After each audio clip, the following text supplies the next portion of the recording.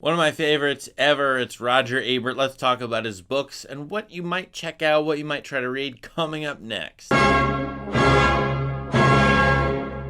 so a subscriber asked me, what books do you recommend about movies? And I thought, oh, that's a good idea, so I decided to break it down, and this video is about Roger Ebert's books. One of my favorite writers ever, and not just writers about movies, favorite writers, period. For those of you who don't know or are too young to remember, Roger Ebert was a film critic for the Chicago Sun-Times. He pioneered the movie reviewing and video platforms that we're doing now on YouTube with his classic show Siskel and Ebert at the Movies, which was on from the early to mid 1970s up through, I think it was the early 2000s when Gene Siskel died, I think around 1998, and then Ebert continued on with Richard Roeper and then a couple of other guest performers until Ebert got cancer and I think couldn't speak anymore. I think that's why his show ended. But of course, as a pioneer of the video format, they did the thumbs up, thumbs down thing, which is well known in movie reviewing and movie judgments and criticism. But even though that's what Ebert's known for, I think his writing is really great. You know, he won a Pulitzer Prize. I think the first person to ever win a Pulitzer Prize as a movie critic. That was in the early 1970s. But to me, his writing got better and better as he went and as he aged. And so I wanted to take you through a few of his books. A lot of this material, though, you can find online on his website, rogerebert.com, which is still being run and maintained, even though he died a few years ago.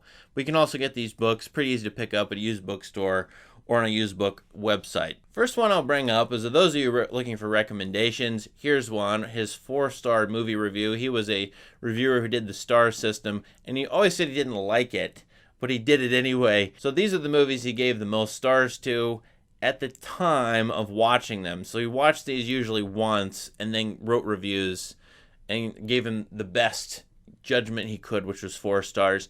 I find this book hit or miss as far as what I like and don't like. If you watch the movies that are 4 stars from him, I find I like some of them and not all of them. But his writing, this is him appreciating movies that he saw and then tried to reflect on very quickly, which is a difficult thing to do. I find that very challenging when you are in love with a movie you just watched for the first time and you're not sure if it actually is a great movie, but you feel it is, and you want to tell that to people. How do you write about it? Well, this book would help you think through that. So then don't miss his 3.5-star reviews, by the way, some of which are even better movies than the 4 stars. And I should say what Roger was really good at, and this is very difficult to do, I find, in reviewing, is to speak to both the people who have seen a movie, who've seen the movie you were reviewing, and who haven't seen it.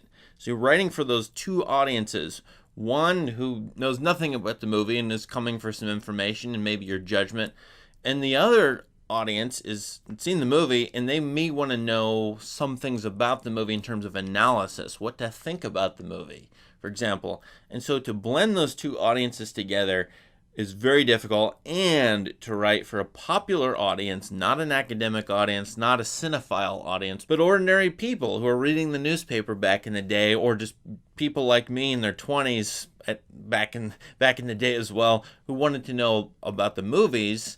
Roger Ebert was really good at that. His writing is always clear, always efficient. The structure of his reviews are excellent.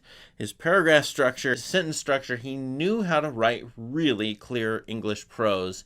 And so for that reason, and only that reason, I recommend that you read him, even though his judgments about movies and his analysis are pretty good too. Next, later in his life, I think in his last decade or two, he started to write longer essays that he would post on his website. So the great movies, there's 2 or 3 of these books, and he wrote a number of great movie essays about movies old and new, about movies Hollywood and international. So you can actually find these on his website, but you can find the book collections as well.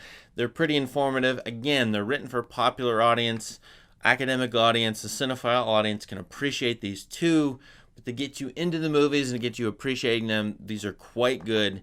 And if anybody's looking to write something about movies, whether it's on Letterboxd, on IMDb, on their own personal website, these are good to look at and start to imitate for yourself until you find your own style. Of course, one of my favorites books ever is this one. Ebert wrote a number of negative reviews, and they were collected in book collections. I hated this movie is his first negative review, usually for 0-star movies up to 1-star movies. He is a master of what the classical rhetoricians would call invective. The invective essay, his essays putting down movies that he watched, are magical. They're wonderful. And I used to read these out loud to my wife and would howl in delight. I think this is my favorite one of those. This is his first book, but he's also got another book called Your Movie Sucks, which is worth checking out for sure because it's got his absolutely magical Armageddon review. And his third book of negative reviews is called, let me read it, A Horrible Experience of Unbearable Length. All three of those books worth reading and looking through. A good critic will know when to take down a movie. And that's a very hard thing to do as well, because if you take down a movie that's decent or a lot of people like it, you're probably looking too rude at least. You have to have good reasons to take it down. And you can see if he was right or not, but it's very interesting to read these negative reviews. Now, a book that I personally have on my shelf, on my desk to my left here, I have about 10 books. I have Aristotle's Ethics, the Bible. I have LaRouche Foucault's Maxims, a number of books I just refer to all the time personally. One of those is actually this book, Ebert's bigger little movie glossary, a wonderful, this is just delightful to me, a glossary about movie cliches, things that movies do that you don't notice, like patterns over a course of several movies. Let me just get this out and read them to you. Here's one, his last try law. Last try law. After a character gives up on something, especially starting a car in an urgent situation, it will work on the last try just in time. All right, that's how many times have you seen that in the movie? Now, he actually gathered those, if you can see it, from readers. So this is really a compilation of what Ebert observed together with his readers who sent him in fan mail and other kinds of mail. And it's just, I go through the book and there are 1,000 different movie cliches that are in the movies that you don't notice. I usually get, when I talk about movie cliches, people upset at me because they go, what is a cliche versus what is a trope? Isn't that just a trope you're talking about, Matthews? It really doesn't make any difference here because this book will give you a number of great insights, and so enjoy it because it should be fun to find on the used book market. Ebert also wrote a column called The Movie Answer Man, which was very fun. There are a couple books with his Movie Answer Man material. I suggest those. And last, for those who are Ebert completists, you not only have all of his writings, or as many of them has been collected on his website, you have his autobiography, which he wrote later in life, I think when he didn't have a voice,